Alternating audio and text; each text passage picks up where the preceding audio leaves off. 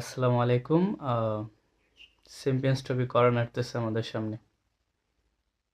তবে বাংলাদেশ কতটা প্রস্তুত সেটা তো দেখার বিষয়। বাংলাদেশ প্রস্তুত বলতে মানে বেশ কিছুদিনই হয়েছে যে চ্যাম্পিয়ন্স ট্রফির স্কোয়াড দিছে, বাট আমি যদি কাউকে মিস করি সেটা হচ্ছে সাকিব আল হাসান। কেন? সাকিব আল হাসান এত বছর বাংলাদেশ টিমে যে কাজটা করছে সেটা হচ্ছে কোনো দলের ব্যাটসম্যানরা যখন মানে মাঠে সেট হয়ে যেত, ইভেন মিডলস ওভারগুলোতে, তখন আসলে ব্রেক থ্রুটা দিত সাকিব আল হাসানই। এখন সাকিব আল হাসান নেই, তবে কাজটা পুরোটাই কাঁধে পড়েছে মেহেদী হাসান মিরাজের। এখন মেহেদী হাসান মিরাজ কতটুকু ভালো করতে পারে এই জায়গায় সেটা এখন দেখার বিষয়। তবে একটা বাস্তবতা হচ্ছে, মেহেদী হাসান মিরাজ যদি এই মিডল ওভারগুলোতে ব্রেক থ্রু না দিতে পারে তাহলে কিন্তু বাংলাদেশ ভুগবে, এটার জন্য ভালোই ভুগবে।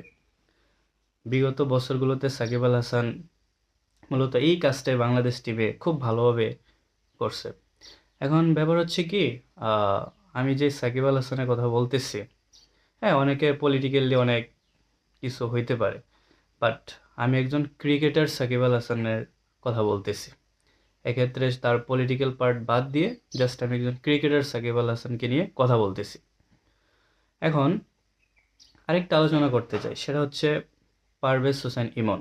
দেখেন ভাই, আমাদের বিপিএলের যে বোলিং কোয়ালিটি, বোলিংয়ের যে মান, ওই মান অনুযায়ী হ্যাঁ, সে ভালো করেছে শেষের দিকে, বাট আমার মনে হয় না জাসপ্রীত বুমরা, মিচেল স্টার্ক এসব বোলারদের সামনে দাঁড়িয়ে সে মানে অতটা ভালো করতে পারবে, কারণ তার এখনও তার ওয়ানডেতে অভিষেক হয় নাই। তবে আমি তার জায়গায় এনামুল হক বিজয়কে চাইতাম। কারণ আহ, আসলে এনামুল হক বিজয়কে পর্যাপ্ত সুযোগ দেওয়া উচিত বলে আমার মনে হয়।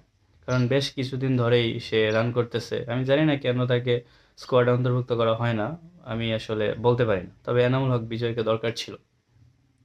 আর মিডলস ওভারগুলোতে আমার মনে হয় মেহেদী হাসান মিরাজকে অবশ্য প্রমোট করা যেতে পারে সাকিব আল হাসানের জায়গায়। অবশ্য টিম ম্যানেজমেন্টও সেটা করবে।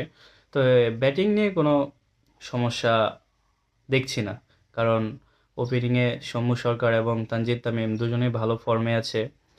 তারপর ব্যাপার হচ্ছে কি, সাকিব আল হাসান যে ব্যাটিংটা করতো এটা মেহেদী হাসান মিরাজ করতে পারবে, কিন্তু ওই যে বোলিংটা, ওইটা আসলে মিরাজ কতটুকু কি করতে পারবে এটা আসলে এখনও জানি না। তবে আসার কথা হচ্ছে, খেলা যেহেতু দুবাইতে, ওই কন্ডিশনে মেহেদী হাসান মিরাজ ভালোই বল করবে। দেখেন, সাকিব আল হাসান বিগত বছরগুলোতে যে কাজটা করতো সেটা সেটার ফলে বাংলাদেশ টিম অনেক লাভবান হতো। কেমন? যেমন বাংলাদেশ 8টা ব্যাটসম্যান নিয়ে খেলতে পারতো, খুব জেনুইন ব্যাটসম্যান নিয়ে খেলতে পারতো।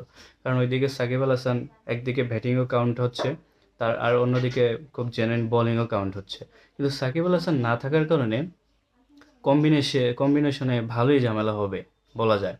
তবে মেহেদী হাসান মিরাজ যদি ভালো বোলিং করতে পারে তাহলে ঘাটতিটা অনেকাংশেই দূরীভূত হবে।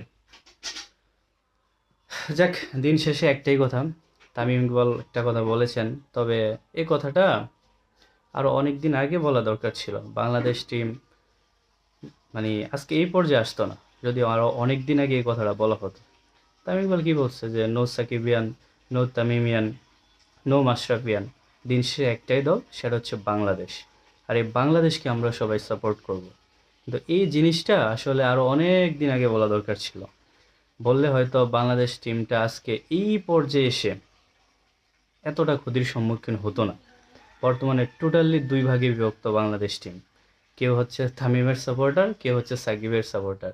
কিন্তু আসলে কি কোনো তামিম একা বা কোনো সাকিব একা বাংলাদেশকে এতটুকু পর্যন্ত আনছে? আনে নাই। তো সব কিছু বাদ দিয়ে আমাদের উচিত যে এক বাংলাদেশকে সাপোর্ট করা, যাতে এই বাংলাদেশ একদিন বিশ্বের দরবারে খুব বাঘের মতো গর্জে আমাদেরকে একটা ইন্টারন্যাশনাল ট্রফি উপহার দিতে পারে। সেই লক্ষ্যে আমরা তাদের পাশে সবসময় থাকব।